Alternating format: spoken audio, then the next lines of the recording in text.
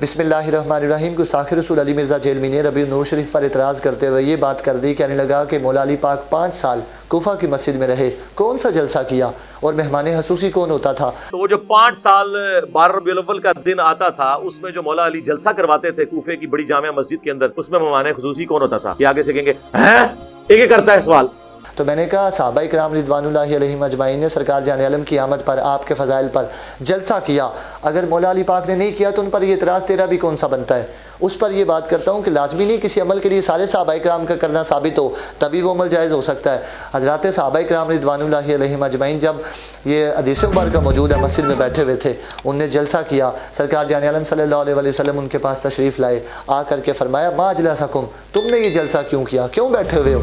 जब ये बात की तो सहाबा इकराम रिदवानुल्लाहि अलैहिम अजमाइन ने ये बात अर्ज़ की, या रसूल अल्लाह मन्ना अलैना बिका, कि अल्लाह रब्बुल इज़्ज़त ने आपको हमारे पास भेजा, आपके ज़रिए हम पर एहसान किया, इस बात पर हम अल्लाह रब्बुल इज़्ज़त का शुक्र अदा कर रहे हैं। तो मैंने कहा गोया सहाबा इकराम सरकार की आमद की खुशी में सरकार की फजीलत का चर्चा करते हुए जलसा किया और उसमें गोया ये बात बयान फरमा रहे थे, फ़ज़ल रब्बुल उला और क्या चाहिए, मिल गए मुस्तफ़ा और क्या चाहिए।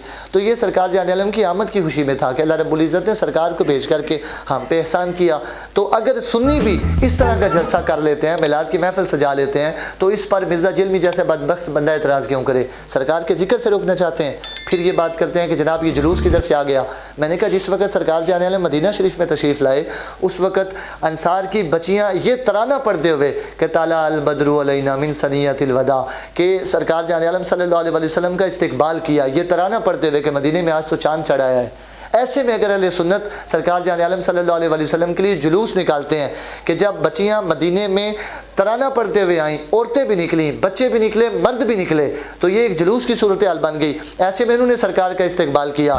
तो सरकार के मिलाद के दिन अगर अहले सुन्नत व जमात जो हैं वो मिलाद का जुलूस निकाल लेते हैं तो इसमें रज गया है, ये कैसे नाजायज़ हो गया।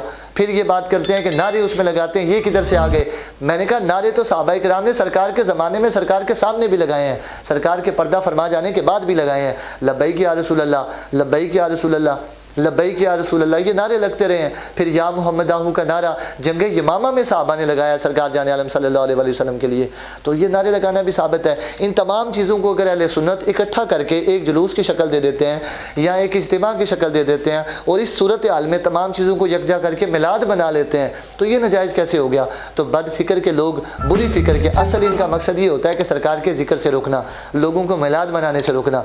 मैंने कहा ये बात आप सोच लें कि हज़रत मुजद्दिद पाक रहमतुल्लाह ताला अलैह ने ये बात बयान फरमाई थी। मैंने कश्फ़े सही और इल्हाम सही से ये बात पता की है। फरमाते थे कि रब तक पहुँचने का जो ज़रिया है ना वो रसूलुल्लाह की ज़ात है। इस पर मैं ये बात करता हूँ कि जब ये लोग मिलाद शरीफ पर ताना करते हैं तभी हम लोग ये बात करते हैं, निसार तेरी चहल पहल पर हज़ारों ईद रबीउल अव्वल, सिवाय इबलीस के जहान में सभी तो खुशियाँ मना रहे हैं।